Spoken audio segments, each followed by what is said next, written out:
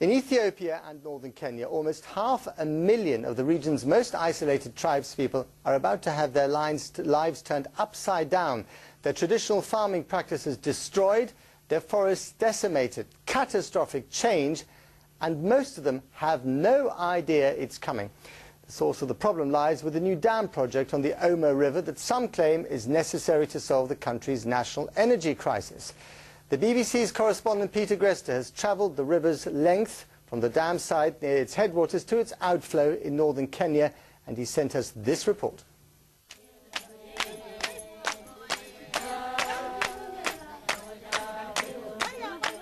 This is the Mercy, one of the most distinctive tribes on Ethiopia's Omo River. Their very survival, along with almost 500,000 other tribespeople, is now being threatened by a government project 500 kilometres away.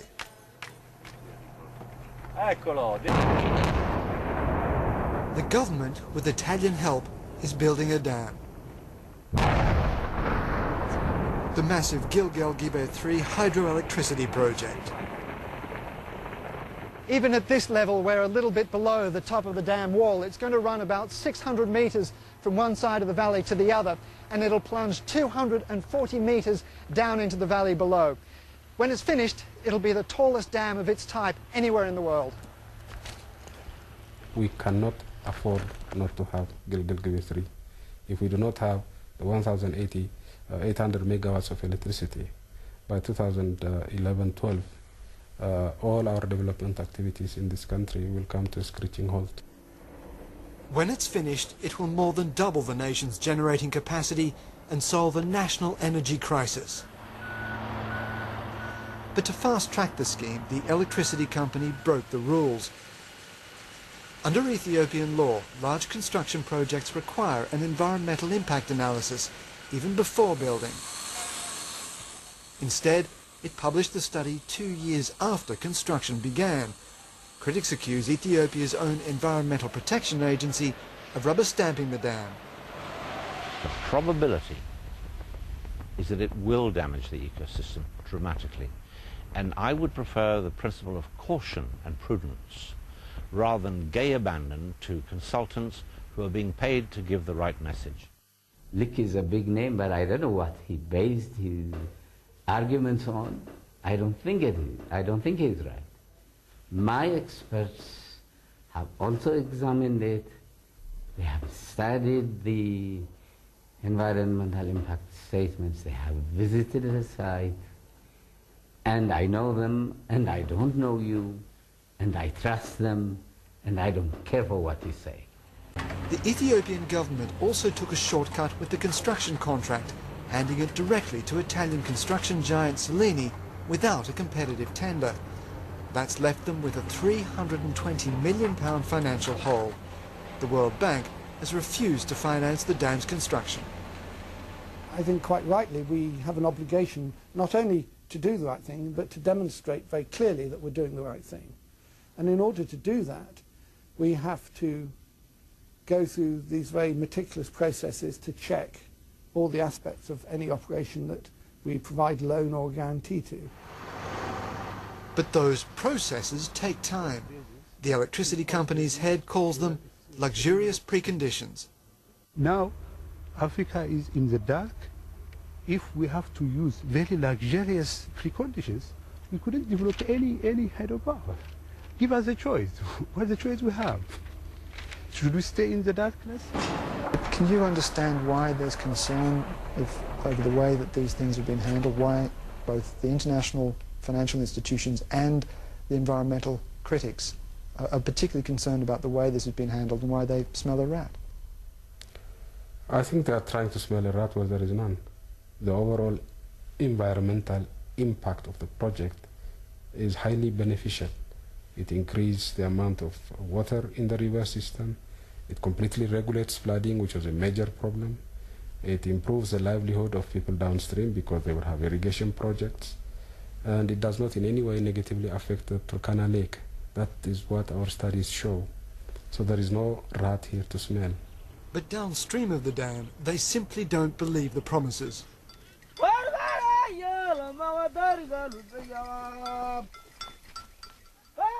Like all the tribes here, the Nyangatom struggle to feed a rising population from farmland and grazing that have been gradually shrinking. The dam threatens to choke off the river's flow, adding pressure to communities already fighting over land and water. None of the disputes between the tribes would be anywhere near as serious if it weren't for the presence of so many automatic weapons.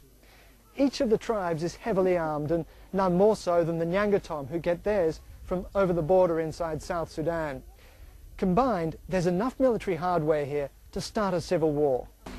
The government says it has consulted all of the tribes, but during a meeting in the village of Kangakan, it becomes clear that they've heard only rumours, nothing official. Kai, the group's elder spokesman, is furious.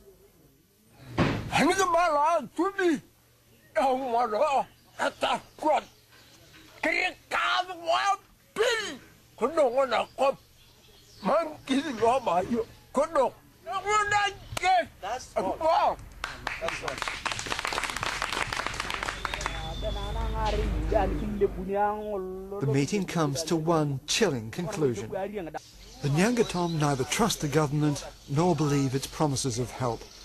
But change is coming, so can the tribes be a part of it?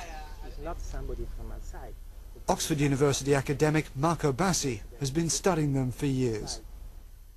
The issue is how to empower this community to face this change in a way that they can manage. You know, how do you empower, you enable this community to deal with this change? And this is the question. Will they be able to do that under the current circumstances? Under the current circumstances, they will not be able to do that. So what happens to them? What I said before. So simply they will die. The Omo River ends here in Kenya at Lake Turkana, the cradle of mankind. Lower rainfall is shrinking the lake and it's becoming increasingly salty. The water is barely drinkable now, and the fishermen worry the dam will lower the lake even more, making it unfit for either humans or livestock. But in theory, the Ethiopians will control the river flow and preserve the lake. The problem is not the theory behind these ideas, it's the practicality. And there's something non-theoretical about starvation, increased poverty, and conflict involving killing over fighting for limited resources. That's the reality. There is no human impact that is not felt by other species or by other people. Even when you walk, you kill many insects. Peter Grester, BBC News, Ethiopia. Extraordinary pictures there.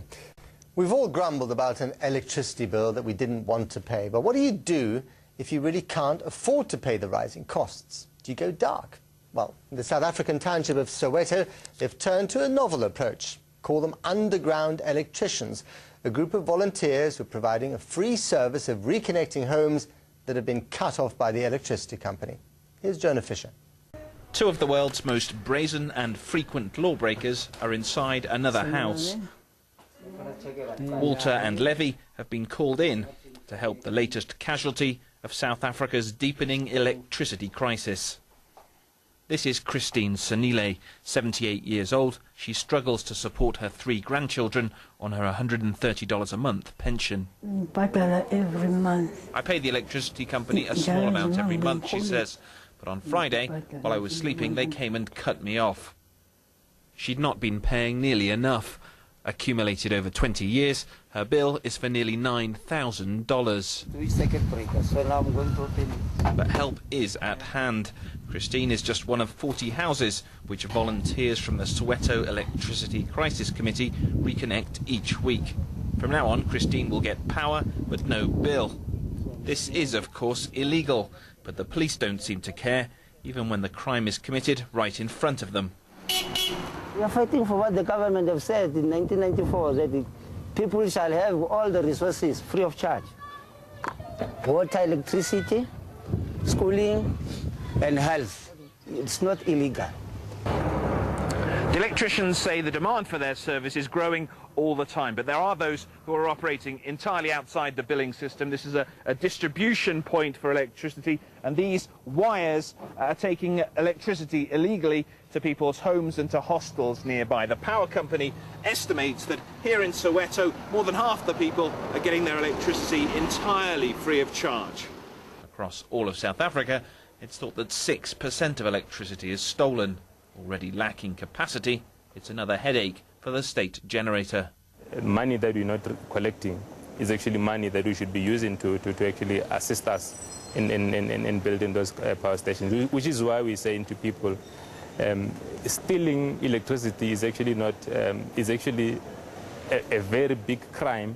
She's smiling, but for those who stay legal and keep paying, the reward is an even bigger bill.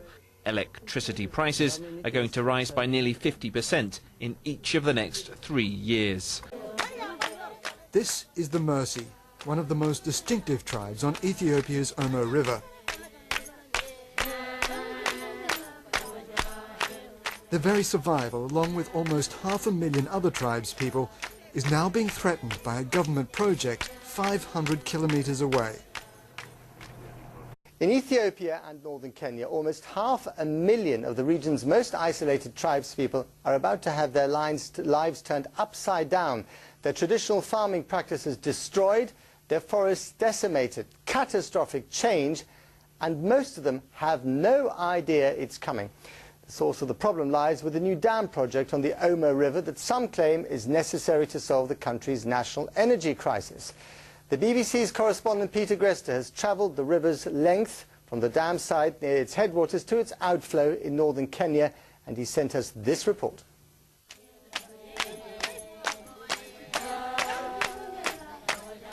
Side of the valley to the other, and it'll plunge 240 metres down into the valley below. When it's finished, it'll be the tallest dam of its type anywhere in the world. We cannot afford not to have Gilgil Gibi 3. If we do not have the 1,800 megawatts of electricity by 2000... The government, with Italian help, is building a dam. The massive Gilgil Gibi 3 hydroelectricity project. Even at this level, we're a little bit below the top of the dam wall. It's going to run about 600 metres from one